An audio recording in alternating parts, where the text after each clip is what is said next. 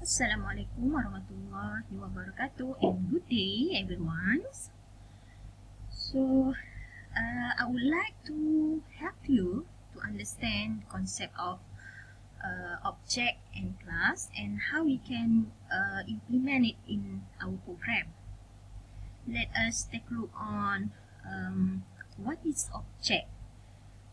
Okay, so you have to understand that object-oriented programming involves writing a programs using object and class.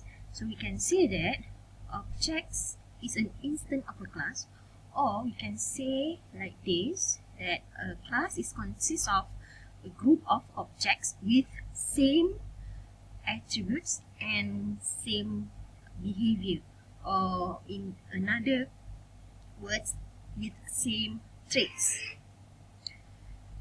So, an object or the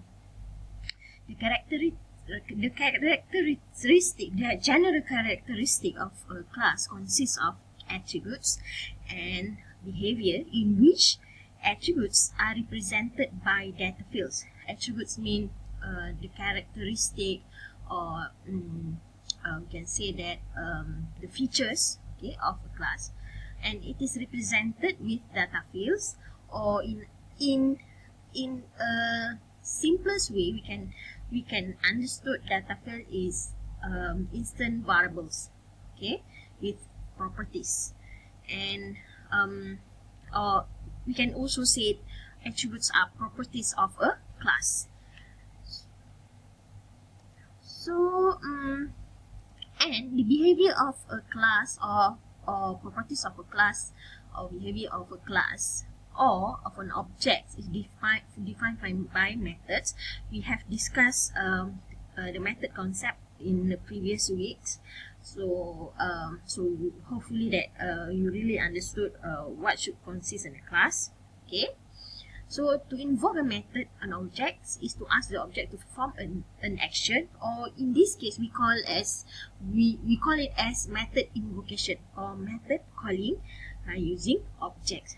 Okay, so when we have an instant variables or methods in a class, in previous classes we didn't invoke the method or the instant variable using objects, but today I'm going to show you how you can create an object from a class.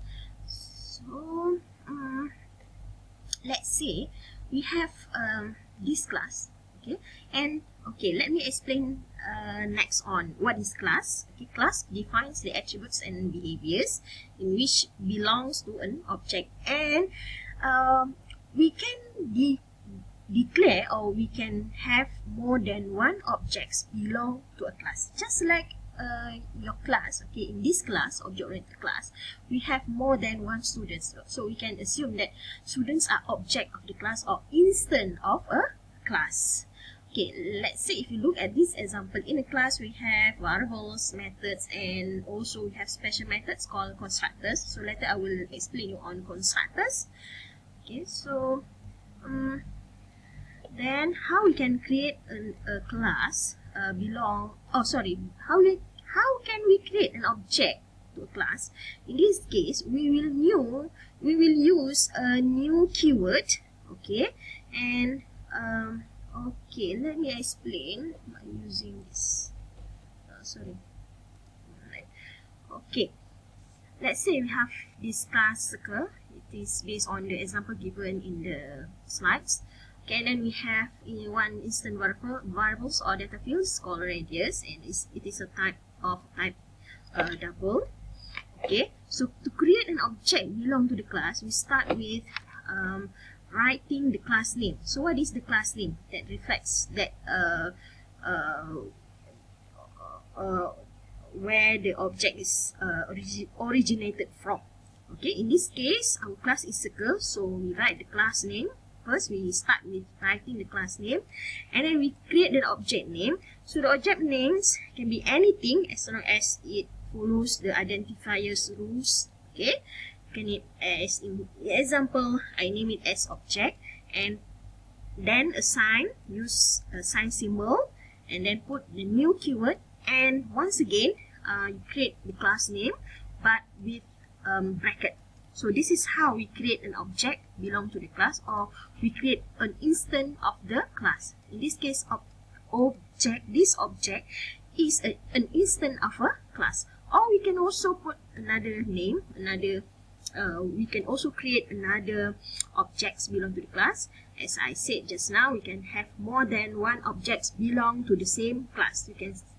You can create as many as objects belong to the class. Okay, next, using this object, we can do method invocation, or we can call the members of the class, such as the data fields or the methods. In this case, we only have a data field. Okay, to call or to invoke method using object, we need to use this dot operator, just like this. Okay, the object names dot, and what are the instant variable or the members of the class that we want to call. Okay, just like this. Okay, and we can also call it in a method or inside this print statement, just like this. Okay, let's run. Okay, now you see.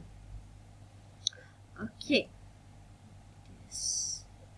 Okay, object.radius, not a statement. So actually we can call data member or data field using this dot, but somehow it is not we can directly call like this. Instead, we can put it in or assign it into another variables. Okay, let's say we try to assign into variables. We declare one variables. Let us take what happened and assign it to R. Let's say, can we do this?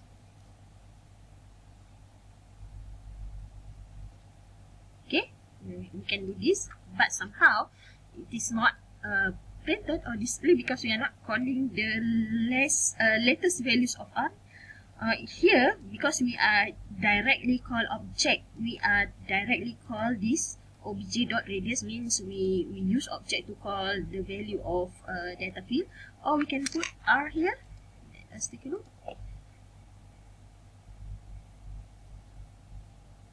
Okay, so it will display the value of R. Okay, so means in this case, when we invoke the value of properties of data field belong to the class, we cannot directly call. Instead, we have to assign it into a similar variable data types or instant variable data types. Okay, so why? So maybe you have some question here.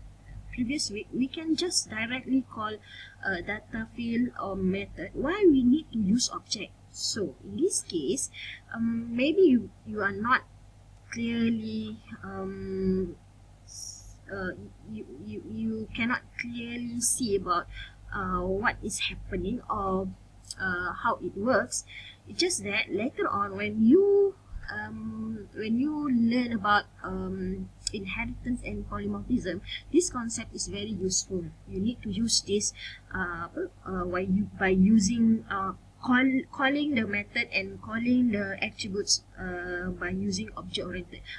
By using object by hook. So in this case, you may not see the difference because you can just call it directly. But when we work with the inheritance concept, or if we want to call member data belong to another class, we need to use object. Okay, we need to use object when we want to use or we want to call the member data belong to another class, in which it is allowed in inheritance and polymorphism. Okay, so let's just bear in your mind that this is how we can use or manipulate the use of object. Okay, and okay, let's continue. Okay, so in object-oriented concept, okay, we can, the illustration of a class can be represented by unified modeling language notation. So what is unified what is UML? Okay, so hold on. Okay, UML is used in object-oriented programming. In previous classes, you have learned about system and analysis design, right? So you have learned how to use CRD, DFD to represent your data. Okay, that is when you are using structured programming like C or other than C. Okay, C++ is object-oriented. So when you plan to develop your program using object-oriented approach, especially when you are planning to use Java or C++ or whatever languages that based on object-oriented concept, or you by hook or by crook you need to use UML notation. This is very useful, as this is very important, especially when later on when you are working on final year projects. When you decided what kind or what types of software that you want to use, you have to ensure that the language or the programming language that you use is what is the basic of the programming language. If it is based on object-oriented approach, then you need to follow the design of the system. You need to follow UML or using UML. Instead, if you are using structured programming, then you have to design your program based on using the FD and ART. That is the most important things that you have to look for. So in UML, there are several diagrams such as activity diagrams, state diagrams, class diagrams, and use case diagrams, and many more. Okay, let me explain. Activity diagrams is more looks like what can I say? I forgot what it is.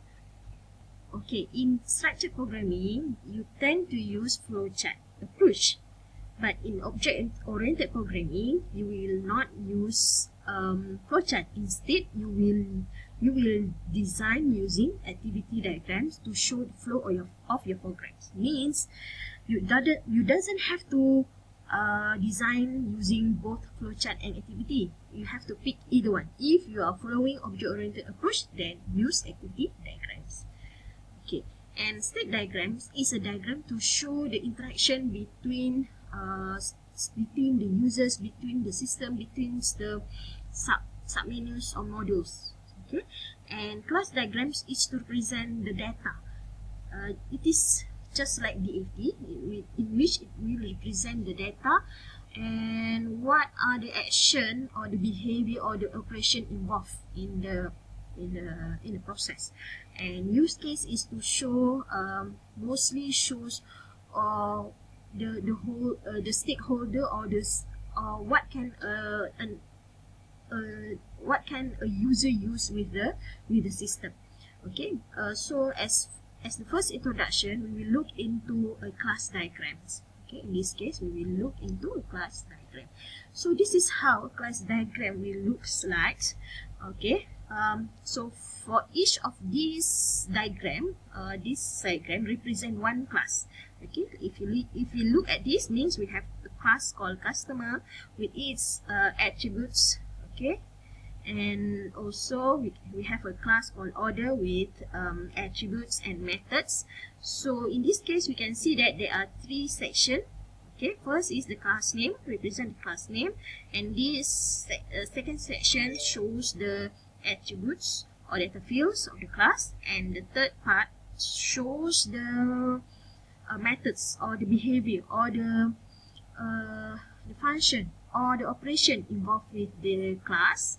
And also we have order, detail class. If we have more than one class, so we can this is how we draw or we design our system. And between the class, there are also a relationship, just like what we have done in the FD. It's quite similar. Okay, let us do some let me explain on how we can create